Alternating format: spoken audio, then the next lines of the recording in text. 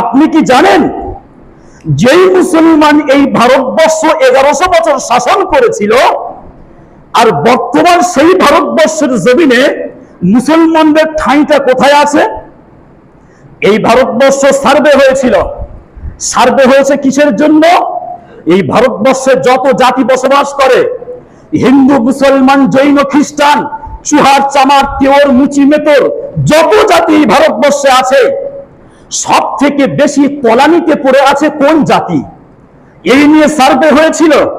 তো সার্ভে করতে গিয়ে হাইকোর্টের প্রধান বিচারপতি বলে উঠেছিলেন যে ভারতবর্ষের জমিনে সব থেকে তলানিতে যদি কোনো জাতি পড়ে থাকে, সেই জাতিটার নাম হলো মুসলমান জাতি। সেই জাতিটার নাম কি? সেটা হলো মুসলমান জাতি।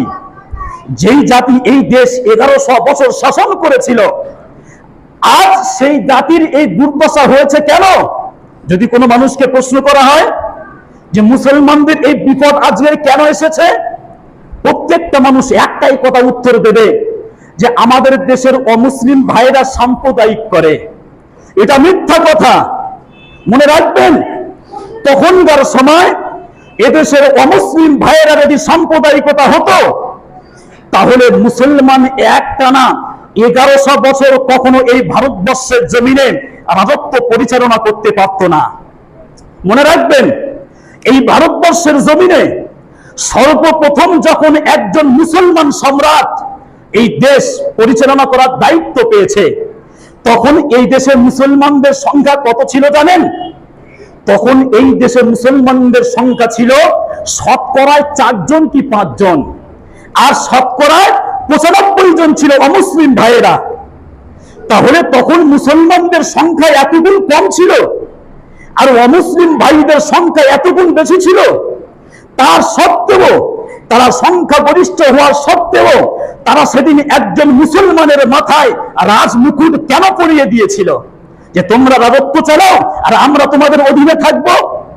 সেদিন তো তারা বলতে পারত যে আমরা সংখ্যায় বেশি, সুতরাং তোমাদের রাজত্ব পরিচালনা করার কোনো অধিকার নেই। এ কথা তো সেদিন তারা বলতে পারত। সেদিন কি তারা এই কথা বলেছে? সেদিন তারা এই কথা বলেনি। 1100 বছর এই যে নেতৃত্ব তারা মেনে নিয়েছে। একজন টুপিওয়ালা, একজন দাড়িওয়ালা, যেই মানুষটির জিন্দেগি 50 বছর যার তকবীর উলা ছাড়েনি, যেই মানুষটির জিন্দেগিতে 50 বছর তাহাজ্জুদের নামাজ কাজা ছিল না, যেই মানুষটি প্রত্যেক সপ্তাহ 4টি করে রোজা রাখত, এমন একজন খাঁটি মুসলমান এই ভারতবর্ষের রাজ সিংহাসনে বসে 3 কোটি মুসলমানদেরকে নিয়ে আর 15 কোটি হিন্দু ভাইদেরকে নিয়ে 55 বছর রাজত্ব চালিয়েছিলেন। কত বছর? 55 বছর রাজত্ব চালিয়েছেন। সেদিন তো কেউ বলেনি যে দাড়িওয়ালাদেরকে হটিয়ে দাও।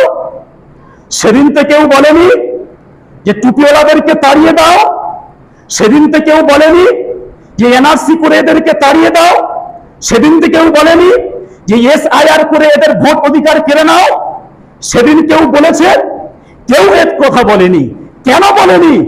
মুসলমান, এটা তোমার কাছে প্রশ্ন, উত্তর তোমাকেই নিয়ে আসতে হবে।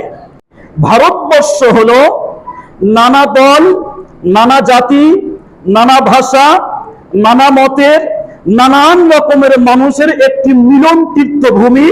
এর নাম হলো ভারতবর্ষ।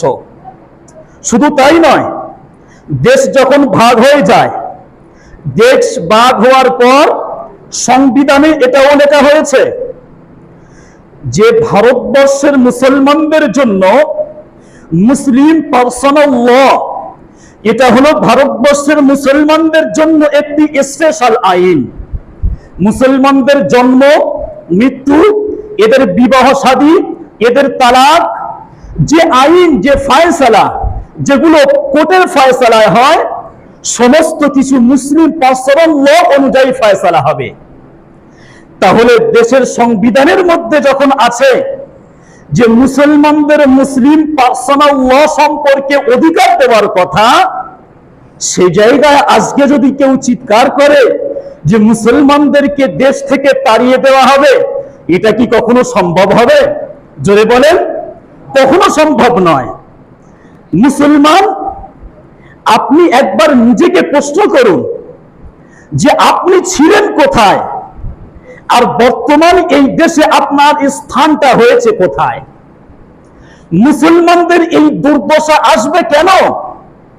এরা তো সেই মুসলমান যে মুসলমান এই ভারতবর্ষের জমিনে সংখ্যা গরিষ্ঠ অমুসলিম ভাইদেরকে নিয়ে সীমিত গুটি কয়েক মুসলমান এই দেশে নেতৃত্ব দিয়েছিল। 1 বছর নয়, 2 বছর নয়, এক টানা 1100 বছর মুসলমান এই ভারতবর্ষ শাসন করেছিল। সর্বপ্রথম 1608 খ্রিস্টাব্দে যখন এই ভারতবর্ষে ব্রিটিশরা পদার্পণ করে, ব্রিটিশরা আসার পর থেকেই মুঘল সাম্রাজ্যের আস্তে আস্তে পতন ঘটে যায়। মুঘল সাম্রাজ্যের পতন ঘটে যাওয়ার পর এই দেশ ব্রিটিশদের হাতে চলে আসে। ব্রিটিশরা এই দেশে আসার আগে পর্যন্ত এক টানা 1100 বছর এই দেশ মুসলমানেরা শাসন করেছিল।